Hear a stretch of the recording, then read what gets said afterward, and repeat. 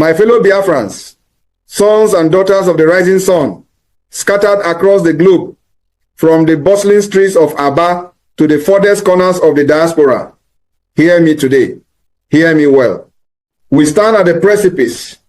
The air is thick with the weight of our collective struggle, a struggle not born of greed or vanity, but of the fundamental, unyielding desire for the dignity of a people who have been pushed to the edge of the abyss. Look around you. Our land, the land of our ancestors, bleeds. It bleeds from neglect, it bleeds from oppression, and it bleeds from the silence of those who think they can extinguish our spirit by cage and by chain. But they do not know us. They have never known us. I stand before you, not as a leader who sits comfortably in an air-conditioned room while you brave the storm, but as a soldier in these trenches of truth.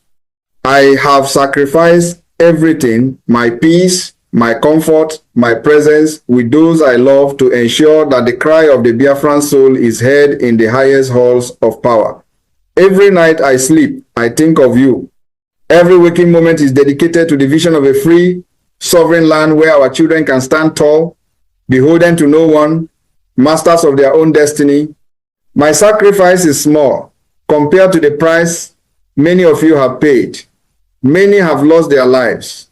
Many have lost their means of survival. Many live in constant fear, but we are still here. We are the undying seed that refuses to be buried.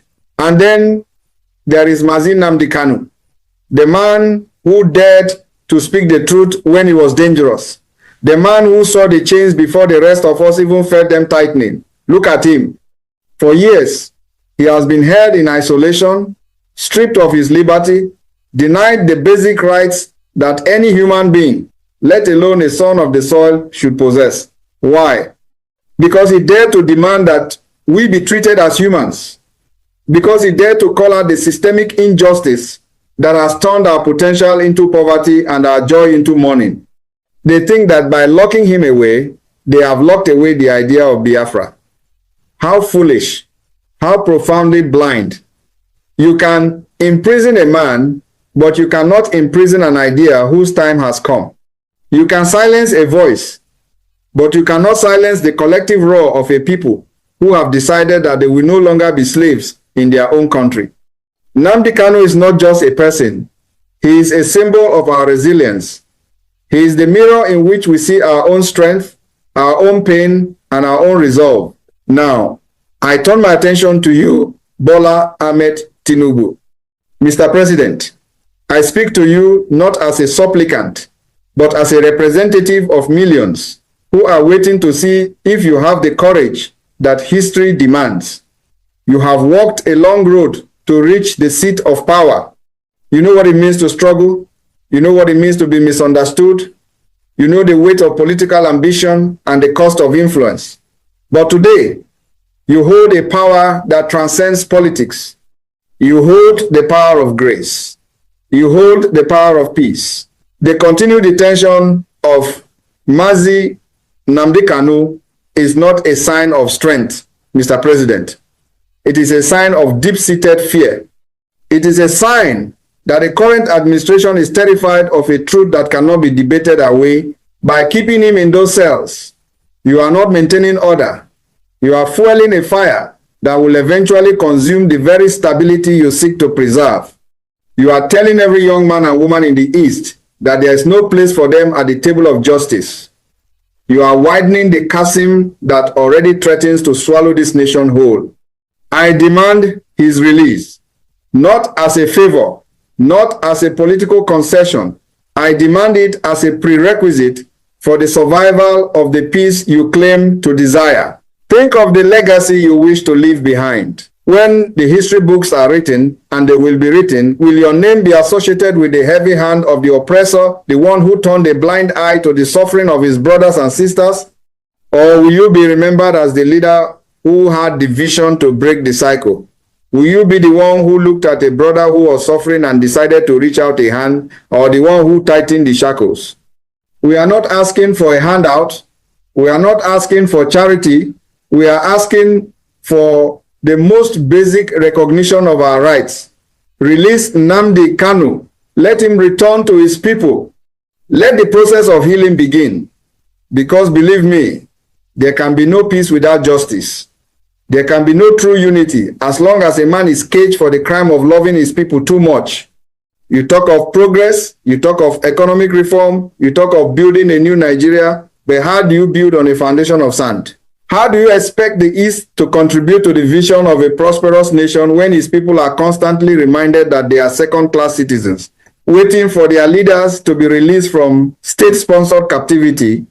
If you want the support of the people, if you want the cooperation of the youth, if you want to leave a mark that actually stands the test of time, listen to me now. Open those gates. Let the Mazi walk free. Not because I say so, not because the international community watches, but because it is the only path that leads away from disaster. My fellow Biafrans, do not despair. The darkest hour is truly just before the dawn.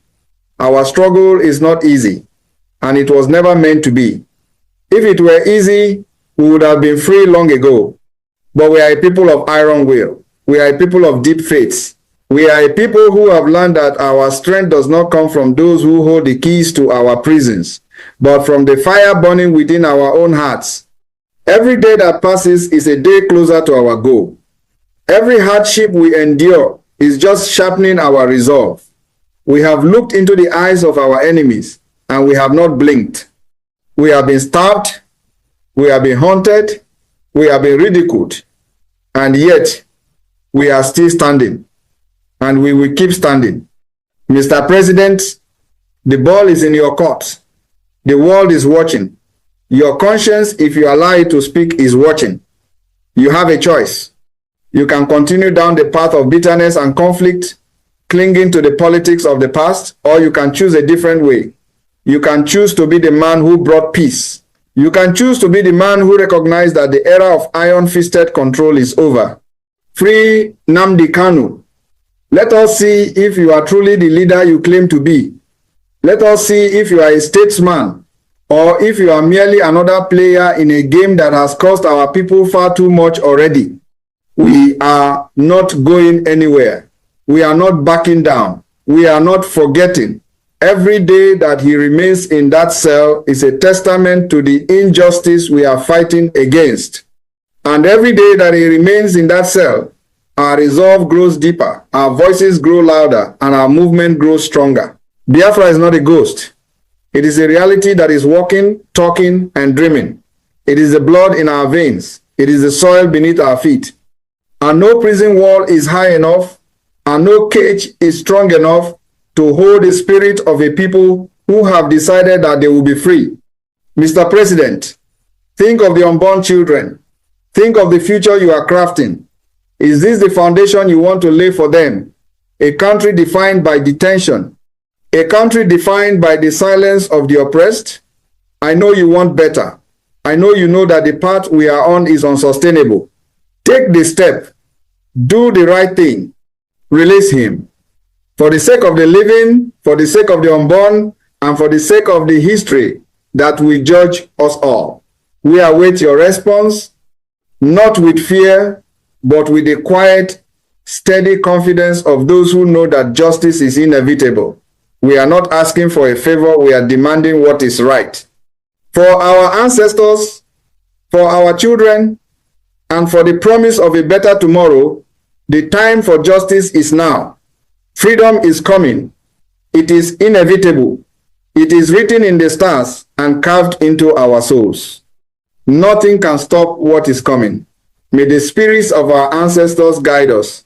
May the strength of our purpose never wane. And may the day soon come when we stand in the sun, truly free, truly home. God bless the movement, God bless the struggle, and God bless the people of Biafra.